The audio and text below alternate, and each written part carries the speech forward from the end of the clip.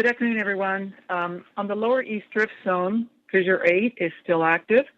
It continues to erupt lava into the Perch Channel that extends down on the west side of Kapoho Crater and feeds lava into the ocean. This morning, the main ocean entry was a little bit west of Ahalanui, with the flow margin about 500 meters or 3/10 of a mile from the Pohoiki boat ramp. There's still some weak ocean entry points to the north of this main entry over near the Kapoho Bay lobe of lava, where there were some weak wispy plumes there. The flow front along the ocean along the coast is still about 6 kilometers wide or 3.7 miles wide. On the lower East Drift Zone, the sulfur dioxide emissions remain high, and the ocean entry hazards include the Lays plume as well as the possible hydrovolcanic explosions, what we referred to on Monday as littoral explosions. Hydrovolcanic is a little more intuitive word to explain the lava-seawater interaction. Up at the summit, as we speak, earthquakes are occurring at a rate of about 25 to 30 per hour as the volcano builds up to the next collapse event. The previous collapse event was at 1:28 a.m. on July 18th, so it's been about 36 hours. So we are within that time interval where we typically see these collapses occur. At the summit, the sulfur dioxide emissions are low. We'll be posting some new photos and a new map right shortly after this media call. Our first question comes from Caleb Jones with the Associated Press. Your line is open. Good afternoon, everyone. I'm curious about the presentation that's going to happen tonight, where USGS folks are going to talk about the possibility of an explosive event and the different scenarios around that event. Can you give us a little idea of what that might be and some of the reasons for that meeting tonight? Hi, Caleb. This is Janet Babb with the USGS. The meeting was organized by the county, and USGS was invited to speak there. It's similar to the meeting that was held in Volcano on July 5th, where there was, there's been concern about the summit collapse if it could lead to more serious or more catastrophic activity. And while the probability is quite low, it's not zero. And so the mayor called a meeting to talk about what the possibilities are. We do have a document on our website. So if you go to the USGS Hawaiian Volcano Observatory website, on the home page, in the lower left corner under the heading HVO News, the document is there, and it talks about the possibilities and of the scenarios. And so the meeting tonight will be similar. HVO will give a short presentation talking about what's happening and what the low probability could be. But then my understanding is that also there will be the county speakers talking about the more practical matters of if there is an ash event, what to do and how to shelter as far in keeping roads open and so on and so forth. Thank you, Janet. Our next question comes from Austin Westfall with Hawaii News Now. Your line is open. Hi, it's been over 2 months now since we've seen lava come out of the Pu'uo'o vent and its surrounding area. I'm wondering if this is a different kind of silence than what we've seen from this vent in its 35-year history.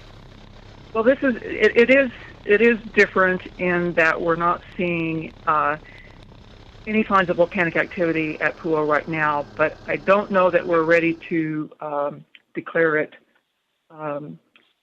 completely dead and gone, until we see really what takes place with the activity in the lower East Drift Zone.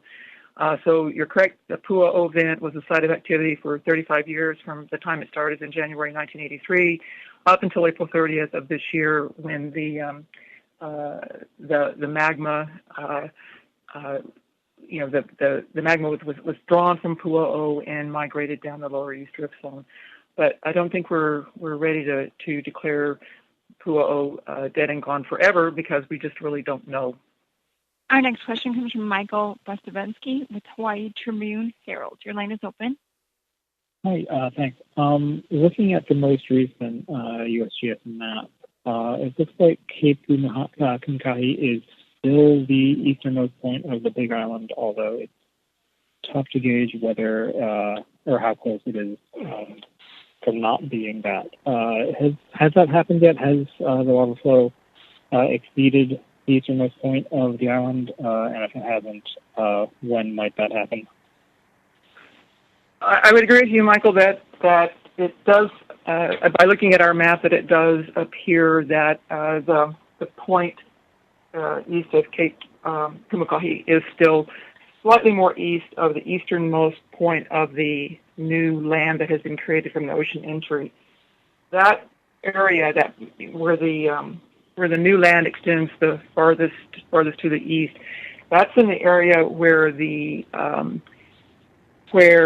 ocean entry has slowed down quite a bit. That I mentioned this morning. There's lava still oozing into the ocean up there on the northern side of this delta, but not like it is on the southern side. And so it's really hard to say if it will continue growing and extending out and may become the new easternmost point of the island. Our next question comes from Andrew Hay with Reuters. Your line is open. Surge of lava that it appears to cause from Fissure 8. I wondered what risks those lava surges presented, and I also wondered if there was any chance that Monday's literal explosion was in any way connected with these lava surges, a sudden additional burst of lava entering the ocean, causing that type of blast. So the risks from the surges, if and when the lava channel is at a high level and there is a surge, we can get overflows from over the channel levees, and so that is probably the greatest risk. And then, as the volume of lava, if it's increasing, it moves on down the channel. These overflows can happen anywhere along the channel. Many of these overflows have not extended beyond the existing flow field.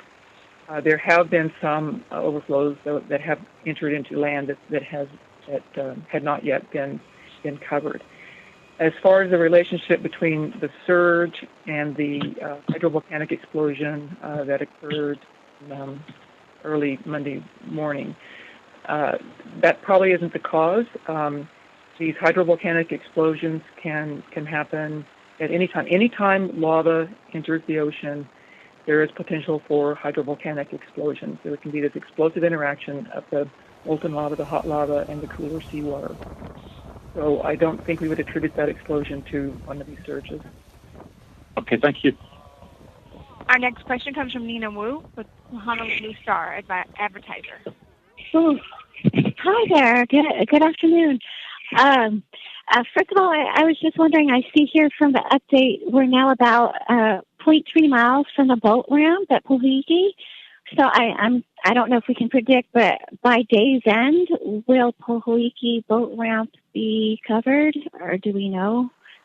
This is Janet Babb.